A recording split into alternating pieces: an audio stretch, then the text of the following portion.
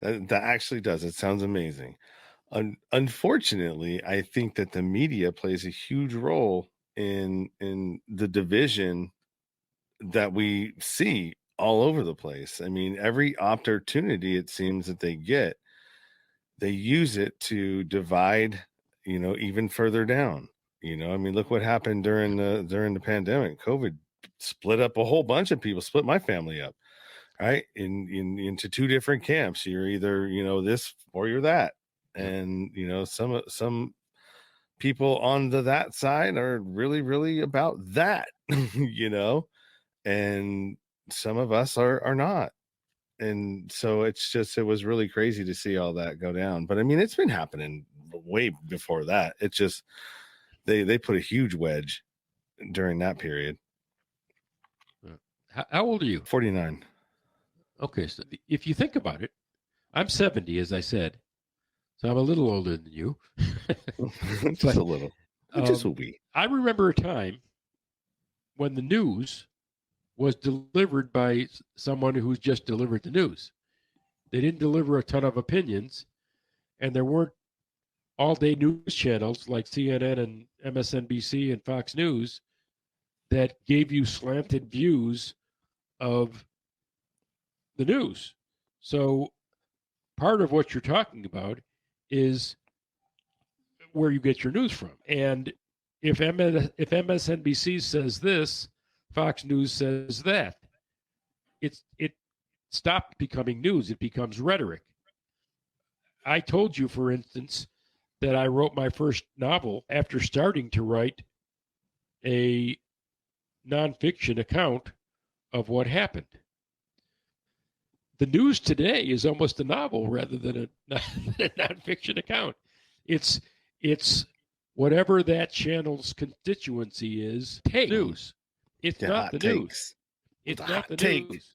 Breaking.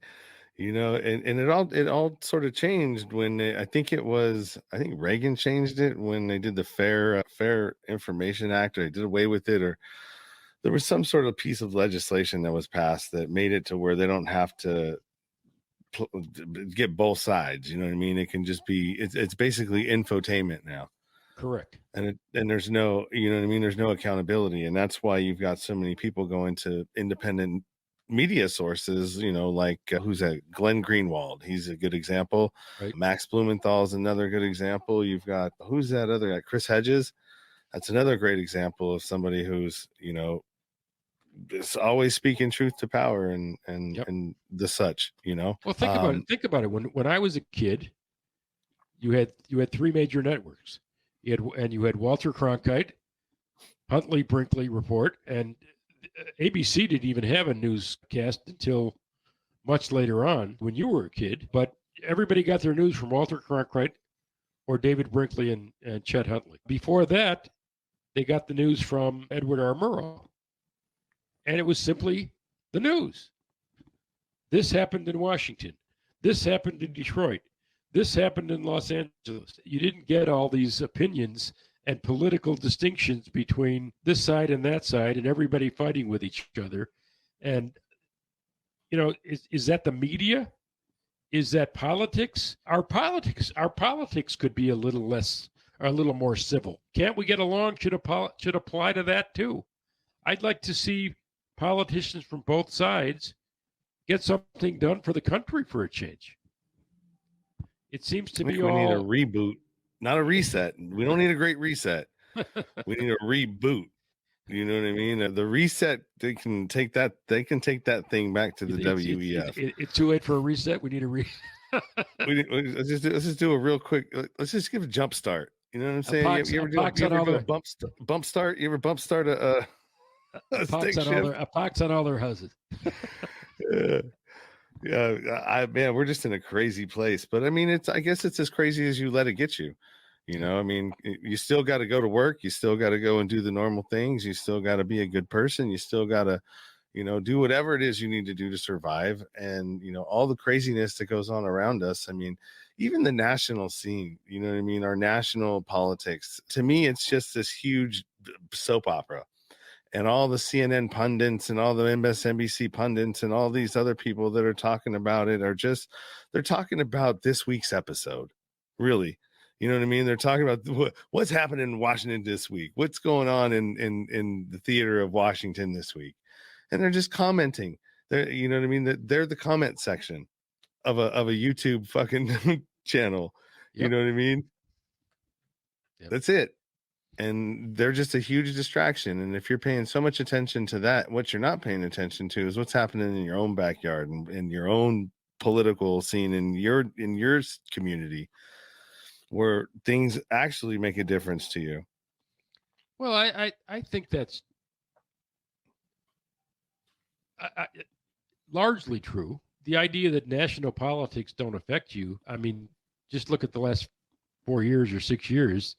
National politics absolutely affect us. But to your point, your day-to-day life is certainly affected by the local environment much more so than the national environment.